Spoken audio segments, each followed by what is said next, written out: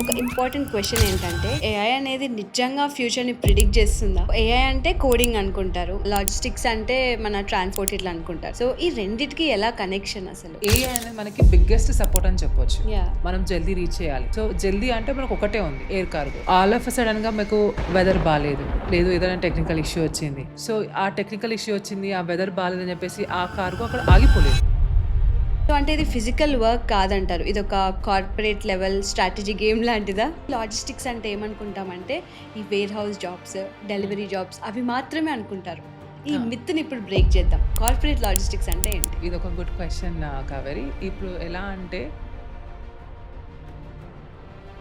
జనరల్గా అందరూ అనుకునేది బ్లూ కాలర్ జాబ్ అనుకుంటారు. True. బ్లూ కాలర్ జాబ్ అంటే లోడింగ్ జాబ్స్ అని అనుకుంటారు. బట్ యాక్చువల్గా అయితే లాజిస్టిక్స్ లో కార్పొరేట్ ఆపరేషన్స్ ఉన్నాయని చెప్పేసి ఎవరికి తెలియదు అనమాట. సో దీంట్లో ఎలా ఉంటుంది అంటే ఇది కూడా ఒక వైట్ కాలర్ జాబ్. సో ఈ వైట్ కాలర్ జాబ్ అనేది ఎలా ఉంటుంది అంటే మన చేతిలోకి ఒక ఫోన్ రావాలి అంటే దాని వెనకాల ఒక ఇకో సిస్టమ్ ఉంది. ఒక ఫోన్ కి ఉండే పార్ట్స్ డిఫరెంట్ పార్ట్స్. అవి తైవాన్ నుంచి ఒకటి వస్తుంది, అమెరికా నుంచి ఒకటి వస్తుంది, చైనా నుంచి ఒకటి వస్తుంది. మన దగ్గర ఏమైనా కోర్సెస్ ఉన్నాయా? 6 months కోర్స్ మొత్తము 5 months కంప్లీట్ గా క్లాస్ లో ఉంటుంది. తర్వాత ఆ 1 month అనేది ఎలా ఉంటుందంటే 12 తర్వాత కూడా మన దగ్గర ఏమైనా కోర్సెస్ ఉన్నాయా? ఒక దగ్గర ఆగిపోతే మొత్తం స్టక్ అవుతుంది అని.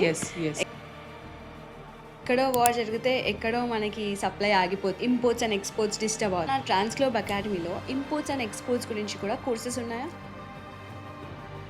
ఈ మోడర్న్ టెక్నాలజీకి ఏదైతే ఉందో ఇవన్నీ చేయాలి అంటే ఫ్లైట్ ఆపరేట్ చేసే వాళ్ళైతే చేయలేరు, కార్గో అతను అయితే చేయలేరు. ఇక్కడ వీళ్ళకి లేట్ అయిపోతుంది. సో ఇక్కడ వీళ్ళకి లేట్ అయిపోయినకి ఆ హోల్సేల్ నుంచి రీటైల్కి వెళ్ళాలి, రీటైల్ నుంచి షాప్స్కి వెళ్ళాలి, షాప్స్ నుంచి మళ్ళీ చైన్ అంతా చైన్ అంతా కూడా బ్రేక్ అవుతుంది.